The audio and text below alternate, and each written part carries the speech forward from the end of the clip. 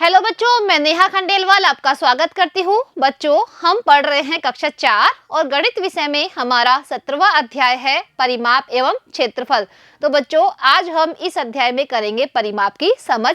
तो देखिए बच्चों, सबसे पहले कि परिमाप किसे कहते हैं। किसी भी आकृति के चारों ओर का माप परिमाप कहलाता है। बच्चों, किसी भी आकृति के चारों ओर का माप कहलाता है परिमाप। जैसे बच्चों, यहाँ पर आपको 3 आकृति दिखाई दे रही है और हम देखते हैं कि परिमाप इसमें क्या होता है। बच्चों, इसमें कहते हैं कि चारों ओर का माप, यानी जैसे ये आकृति है तो हम यहाँ से शुरू करते हैं, तो यहाँ से लेकर यहाँ, यहाँ, यहाँ और ये पूरा जो माप होता है, यानी इसकी पूरी जो लंबाई होती है वो होती है परिमाप।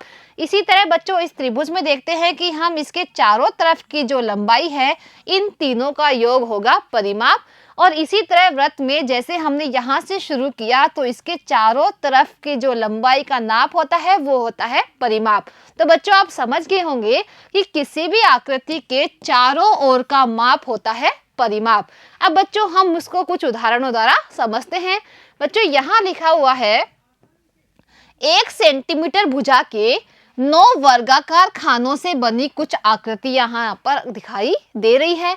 बच्चों, 1 सेंटीमीटर भुजा के, यानी जो ये वर्गाकार आकृति बनी हुई है, इसकी लंबाई और चौड़ाई दोनों की माप कितनी है? 1 सेंटीमीटर। जैसे अगर ये 1 सेंटीमीटर है तो इसका ये वाली लाइन भी 1 सेंटीमीटर है और ये भी है 1 सेंटीमीटर और ये भी है 1 सेंटीमीटर। तो ये क्या हो गया? वर्गाकार टुकड़ा हो गया। क्योंकि बच्चों, वर्ग किसे कहते हैं? जिसकी चारों भुजाएं बराबर होती है उसे कहते हैं वर्ग। यानी जो ये टुकड़ा है उसकी चारों भुजाएं एक सेंटीमीटर है। इसका मतलब है कि ये वर्गाकार आकृति है और इसकी लंबाई कितनी है? 1 सेंटीमीटर। तो इसे बोलेंगे 1 सेंटीमीटर भुजा का वर्गाकार टुकड़ा। तो बच्चों, जो ये आकृतियां बनी हुई हैं वो सभी 1 सेंटीमीटर टुकड़े की वर्गाकार जो आकृति है वो है। और उसमें कितने वर्गाकार टुकड़े लिए हुए हैं? 9। यानी प्रत्येक आकृति में 9 वर्गाकार टुकड़े यहाँ पर उपयोग में लिए गए हैं। उन 9 वर्गाकार टुकड़ों के आधार पर देखिए बच्चों, यहाँ पर अलग अलग तरह की आकृतियां आपको दिखाई दे रही है। अब बच्चों, इन आकृतियों को देखकर हम कुछ प्रश्नों के उत्तर करते हैं, यानी जो हमारी तालिका है उसे हम पूरा करेंगे।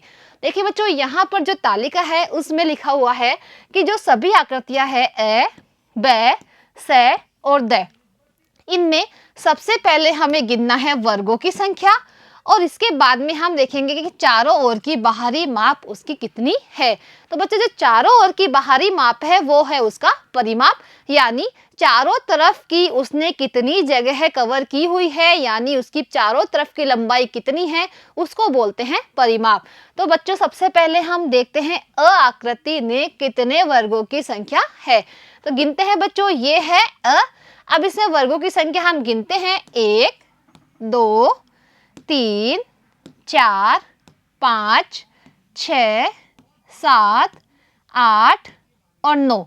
तो बच्चों, जो ये वर्गों की संख्या है वो है इसका क्षेत्रफल, क्योंकि इसने इतनी जगह यहाँ पर घेरी हुई है। यानी समतल जगह पर इसने इतनी जगह यहाँ पर घेरी हुई है, तो ये क्या हो गया है? ये हो गया है इसका क्षेत्रफल। तो हम यहाँ लिखेंगे 9। अब देखते हैं बच्चों, चारों ओर की बाहरी माप, यानी इस आकृति का परिमाप कितना है। तो बच्चों, इसको हम गिनते हैं। जैसे बच्चों, यहाँ पर है 1, क्योंकि ये इसकी आकृति की जो लंबाई है वो 1 सेंटीमीटर है। तो 1, 2, 3, 4, 5, 6, 7, 8, 9, 10, 11, 12, 13, 14, 15, 16, 17, 18, 19 और 20। तो बच्चों, यहाँ पर देखिए इसकी पूरा परिमाप आया है 20 सेंटीमीटर। यानी इसका परिमाप कितना आ गया है यहाँ पर? 20 सेंटीमीटर। अब दूसरी आकृति देखते हैं ब नंबर की, कि उसने कितने वर्गों की संख्या यहाँ पर है और उसका परिमाप कितना है, यानी उसके चारों ओर की बाहरी माप कितनी है। तो गिनते हैं बच्चों, ये है ब आकृति। अब इसमें सबसे पहले हम गिनेंगे वर्गों की संख्या। 1, 2, 3, 4, 5, 6, 7, 8 और 9। तो बच्चों इस आकृति में भी है 9 वर्ग, तो हम यहाँ लिखेंगे 9। अब बच्चों इसका हम चारों तरफ की बाहरी माप देखते हैं कि वो कितनी आती है। तो देखिए बच्चों, यहाँ से हम शुरू करते हैं तो ये है 1, 2, 3, 4, 5, 6, 7, 8, 9, 10, 11, 12, 13, 14, 15 और ये है 16। तो बच्चों यहाँ पर आ गया है इसका परिमाप 16 सेंटीमीटर, तो हम यहाँ लिखेंगे 16। अब बच्चों सरल आकृति देखते हैं कि उसने कितने वर्गों की संख्या है और उसका परिमाप कितना है। तो गिनते हैं बच्चों, ये है इसमें हम वर्गों की संख्या गिनेंगे 1, 2, 3, 4, 5, 6, 7, 8 और 9। बच्चों इसमें भी वर्गों की संख्या कितनी है? 9 है। अब बच्चों इसके चारों तरफ का बाहरी माप हम गिनते हैं। यहां से शुरू करेंगे तो 1, 2, 3, 4, 5, 6, 7, 8, 9, 10, 11 और 12। तो बच्चों इसमें बाहरी माप कितना आया है? 12 सेंटीमीटर, तो हम यहाँ लिखेंगे 12। अब बच्चों 2 नंबर की आकृति हम देखते हैं कि उसमें वर्गों की संख्या कितनी है। तो गिनते हैं 1, 2, 3, 4, 5, 6, 7, 8, 9। बच्चों इससे भी वर्गों की संख्या कितनी है? 9 है, तो हम यहाँ लिखेंगे 9। अब चारों ओर की बाहरी माप हम इसका करते हैं बच्चों।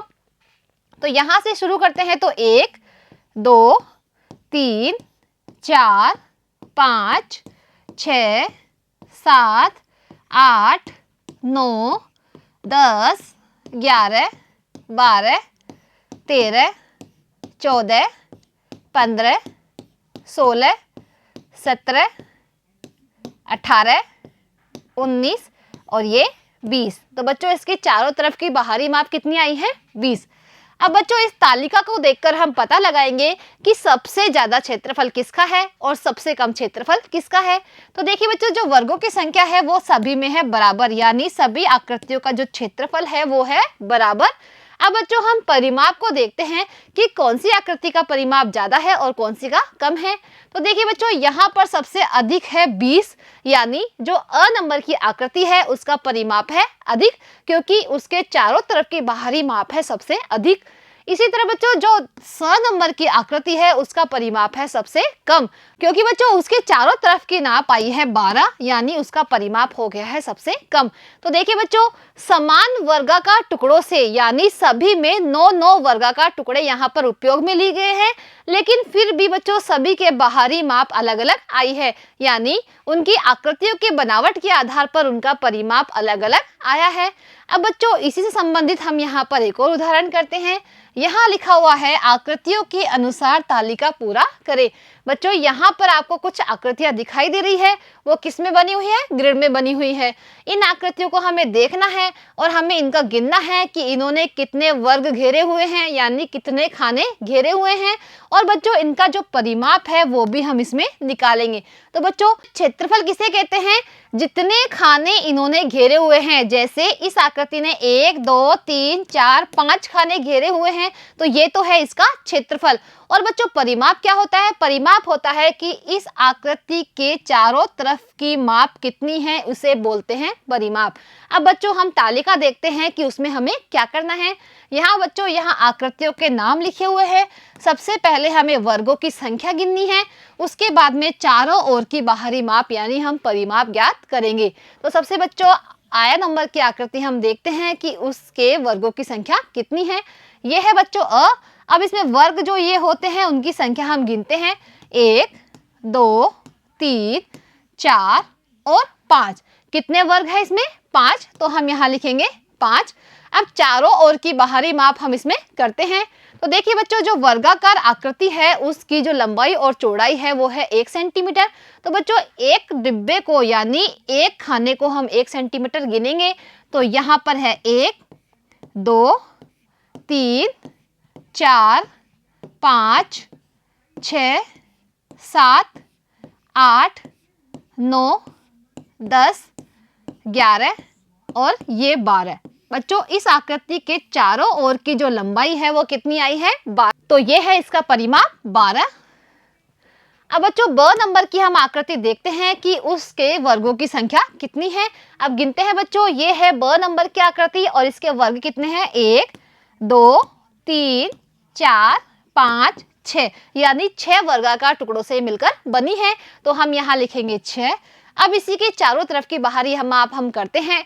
तो गिनते हैं बच्चों, यहाँ से हमने शुरू किया 1, 2, 3, 4, 5, 6, 7, 8, 9, 10, 11, 12, 13 और ये 14। तो कितने आए हैं इसके? 14।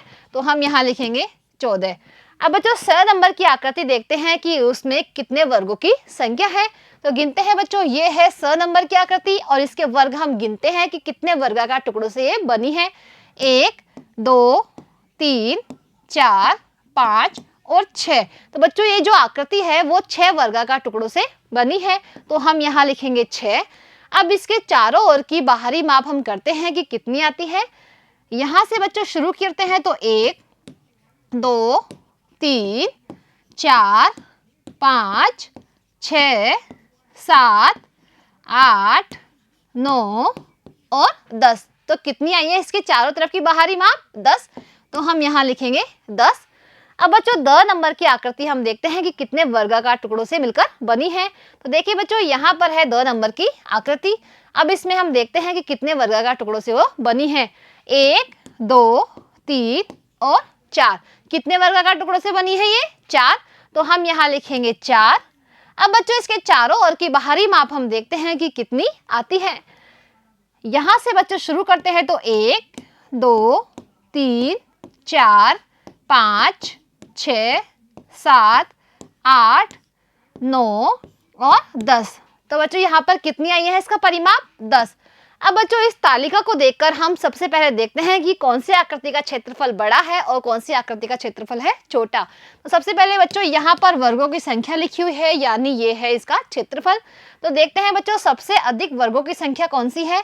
यहाँ पर भी 6 है और यहाँ पर भी है 6, यानी ब और स दोनों ही समान क्षेत्रफल वाली आकृति है। और बच्चों सबसे कम क्षेत्रफल है द का, क्योंकि इसका क्षेत्रफल आया है 4। अब बच्चों परिमाप को देखते हैं कि कौन सी आकृति का परिमाप बड़ा है और कौन सी आकृति का परिमाप छोटा है, यानी चारों तरफ की लंबाई किसकी बड़ी है और किसकी है छोटी।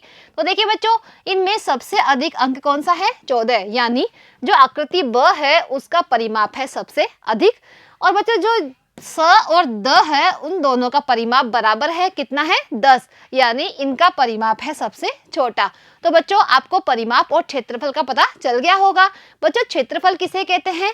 किसी भी आकृति द्वारा समतल पर जितनी जगह घेरी जाती है उसे कहते हैं बच्चों क्षेत्रफल। और परिमाप क्या होता है? उस आकृति के चारों तरफ की माप होता है उसका परिमाप। तो बच्चों आज हमने क्षेत्रफल व परिमाप की समझ कर ली है। अब बच्चों अगली कक्षा में जो हमारी प्रश्नावली है 17 उसे हम करेंगे। आज के लिए बच्चों इतना ही, मिलते हैं अगली कक्षा में। धन्यवाद।